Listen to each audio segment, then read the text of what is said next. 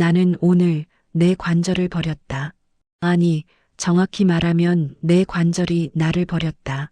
지난 63년간 오직 두 아이를 기르고 남편의 뒷바라지를 하며 헌신했던 이 무릎 연골은 아이들이 모두 출가하고 홀가분해진 내 인생 이막의 입구에서 무정하게 파업을 선언했다. 어머니, 연골이 거의 닳았어요. 이제부터는 최대한 체중 부하를 줄이셔야 합니다. 정형외과 의사의 말이 망치처럼 머리를 때렸다. 체중 부하를 줄이라고? 나는 지난 30년 동안 이 집의 모든 살림살이와 가족의 무게를 짊어지고 살았다. 아이가 아플 때 밤새 들쳐 업고 병원 계단을 오르내렸고 시어머니 밥상을 차리며 쪼그려 앉았다 일어서기를 수천 번 반복했다. 평생의 헌신이 이 한마디로 부정당하는 기분이었다. 집에 돌아와 텅 빈 거실에 앉았다. 며칠 전 마지막으로 독립한 막내딸이 두고 간 향초 냄새만 공허하게 감돌았다. 30년 전 이 집에 처음 들어섰을 때는 가구 하나 없는 공간이었지만 내 에너지와 꿈으로 가득 차 있었다. 그런데 지금은 살림살이는 그대로인데 내 역할이 사라지자 집 자체가 나를 외면하는 듯 낯설었다. 여보, 오늘 저녁은 뭐야? 현관에서 남편의 목소리가 들렸다. 평생 들어온 변함없는 그 질문. 하지만 그 질문이 오늘은 비수처럼 꽂혔다. 내가 이 집에서 할 수 있는 유일한 일이 그저 저녁 식사 준비라는 사실. 무릎의 통증보다 더 깊은 통증이 심장을 찔렀다.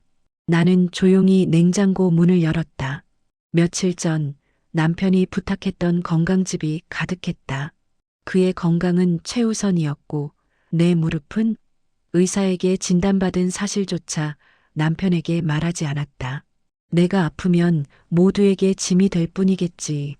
그날 밤 나는 침대에 누워 잠들지 못했다. 왼쪽 무릎이 욱신거렸다. 30대 때는 이 아픔을 이겨내면 좋은 엄마가 될 수 있었다. 40대에는 훌륭한 아내가 될 수 있었다. 50대에는 책임감 있는 며느리가 될 수 있었다. 그런데 60대가 된 지금 이 고통을 이겨내서 나는 무엇이 될 수 있을까? 아무것도 될 수 없었다. 나는 오직 통증을 참아내는 무기력한 노년의 여성일 뿐이었다. 그때 문득 오래전 잡지에서 오려붙였던 사진 한 장이 떠올랐다. 책장 깊숙한 곳, 낡은 다이어리에서 그 사진을 발견했다. 40대의 친구와 함께 버킷리스트랍시고 우스갯소리로 적어보았던 여행지 사진이었다. 나는 사진 속 그녀의 얼굴을 알지 못하지만 그녀의 어깨에서 느껴지는 자유로움에 가슴이 울렸다. 여행지 스페인의 작은 마을 론다. 절벽 위에 세워진 마을. 나는 그곳에 가보고 싶었다. 그 절벽 위에서 세상을 내려다보며 평생 타인의 시선과 요구에 갇혀 살았던 나 자신을 해방시키고 싶었다. 하지만 지금의 나는 아파트 1층에서 단지 내 놀이터까지 걷는 것조차 버거운 몸이었다. 론다는커녕 현관 앞 슈퍼마켓까지 가는 길도 망설여졌다. 나는 다이어리를 덮었다. 나 홀로 여행? 꿈도 꾸지 마라.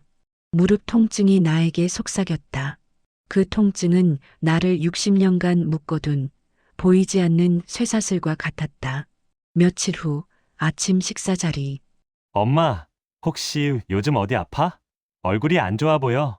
영상통화로 큰아들이 물었다. 나는 반사적으로 말했다. 아니, 괜찮아. 그냥 좀 피곤해서. 나는 내 아픔을 숨기는데 너무 익숙해져 있었다. 자식들이 걱정할까봐, 혹은 남편이 귀찮아할까봐. 내 고통은 언제나 나의 몫이었다. 전화가 끊어지고 나는 결심했다. 더 이상 숨기지 않겠다. 더 이상 짐이 되지 않겠다. 나는 짐이 되는 대신 짐을 쌀 것이다. 론다. 내가 100일 안에 너에게 갈 것이다. 이것은 단순히 무릎 통증을 이겨내는 싸움이 아니었다.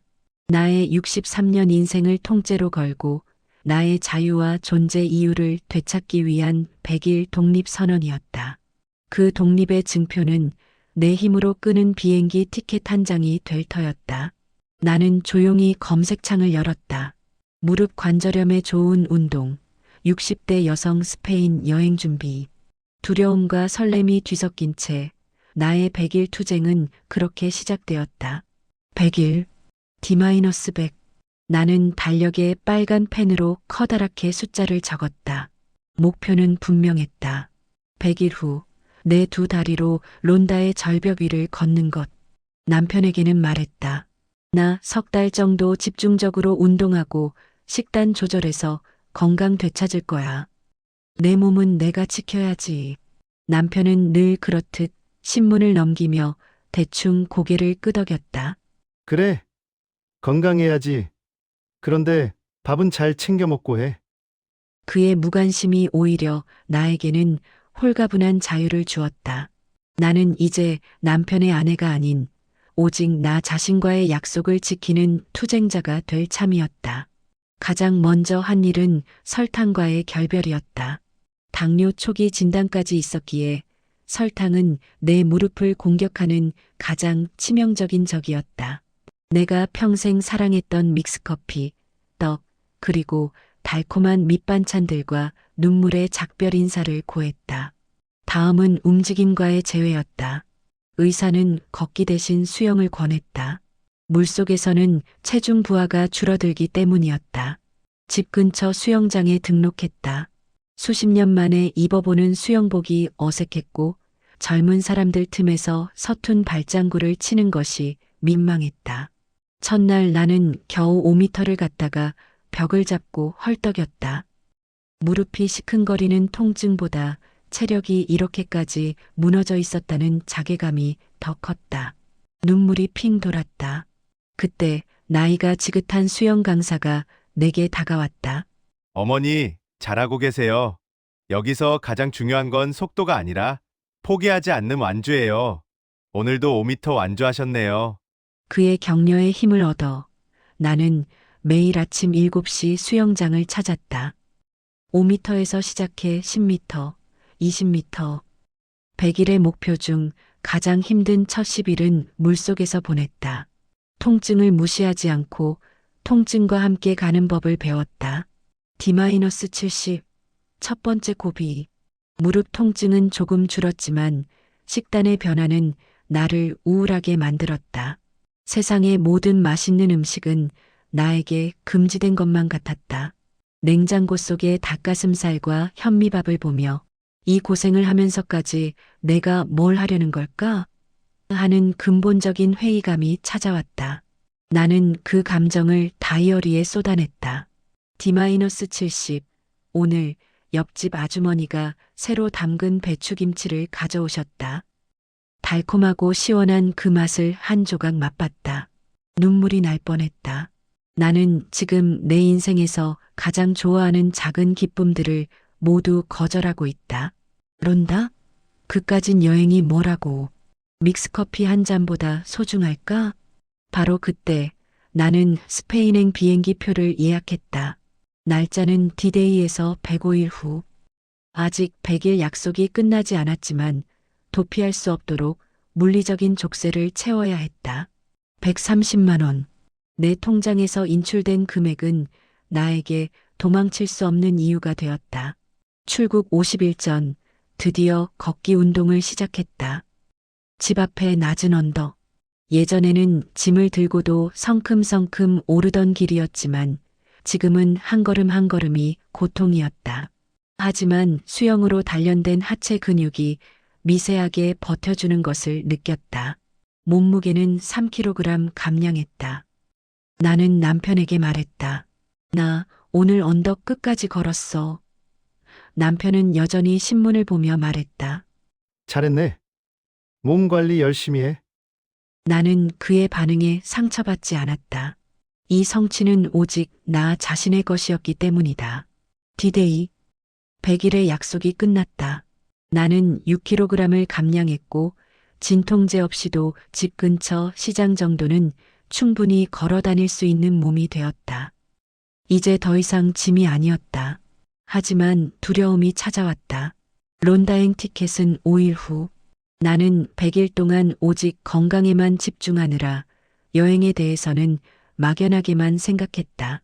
스마트폰으로 비행기 앱을 확인해야 하는데 자꾸 이상한 광고 창이 뜬다.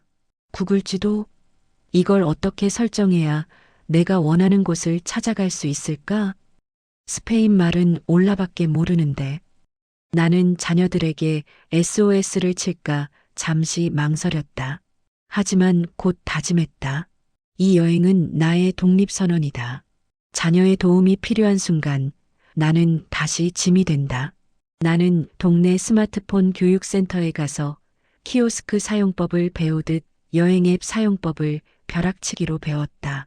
비록 손가락은 서툴렀지만 100일 동안 고통을 이겨낸 끈기는 디지털 기계 앞에서도 빛을 발했다. 출국 당일, 남편은 짐을 든 나를 공항 입구에서 내려주었다. 잘 갔다 와. 몸 조심하고. 그게 끝이었다. 특별한 포옹도, 걱정 가득한 눈빛도 없었다. 나는 오히려 후련했다. 나는 이제 아무의 누구가 아니다. 나는 여행자 김미숙이다. 무거운 배낭을 메고 체크인 카운터로 향했다. 예전 같았으면 이 무거운 짐을 내가 어떻게 들어라고 했을 것이다. 하지만 나는 100일 동안 단련한 하체와 허리 힘으로 배낭의 무게를 짊어졌다. 이것은 여행짐이 아니라 내 삶의 무게를 스스로 감당하겠다는 선언이었다. 론다에 도착했다. 스페인 남부의 작은 마을은 사진보다 훨씬 강렬했다. 마을을 가로지르는 깊은 협곡, 그리고 그 절벽 위에 위태로우면서도 굳건히 서 있는 건물들. 나는 론다의 작은 숙소에 여장을 풀었다. 그리고 지도 앱을 켜고 혼자 힘으로 길을 나섰다. 첫 번째 도전은 길찾기였다.